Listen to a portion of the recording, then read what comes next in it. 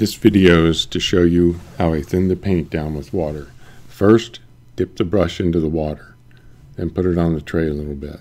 Then dip it into the paint, maybe about a ½ inch, just kind of smoosh it around there, trying to work the paint back into the bristles of the brush.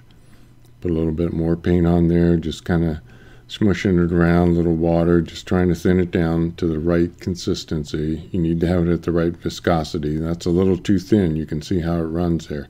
So I'm going to put a little more paint on there, work it in. Still a little too thin. I got too much water on the brush. Just going to let it drain out by pushing it up against the side. Going to put a little bit more paint on there, kind of smush it around a little bit.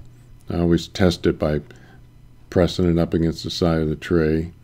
And that's a good viscosity right there. You can see how it's sagging down. It's a little runny, but it's not too runny. You can tell by what I'm doing here is there's hardly any paint on the brush at all, and that's what you want.